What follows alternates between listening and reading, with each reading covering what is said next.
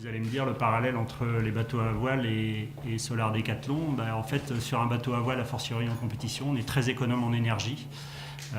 Michel Desjoyaux, parrain du Solar Decathlon Europe de Versailles. C'est lors d'un point presse le 17 mars au ministère de l'Égalité des Territoires et du Logement que l'annonce a été officialisée. Compétition internationale d'architecture environnementale, le Solar éliera en juillet prochain le meilleur projet étudiant de maison alimenté en énergie solaire.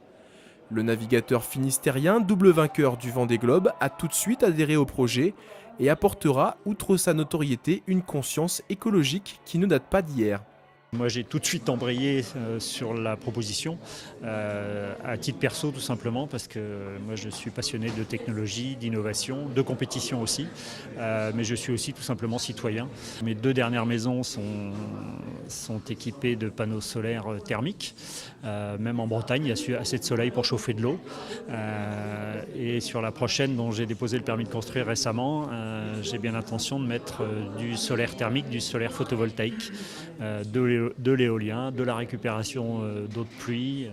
Pour la première fois organisée en France, la compétition accueillera du 16 juin au 19 juillet les projets de 20 nationalités différentes.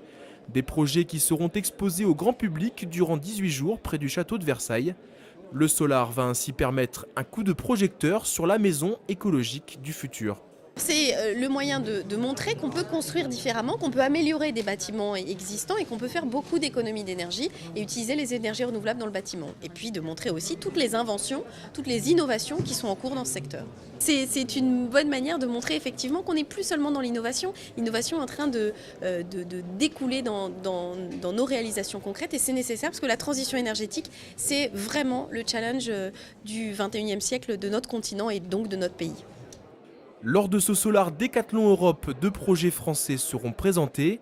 En 2012, lors de la dernière édition, c'est un prototype grenoblois qui l'avait emporté.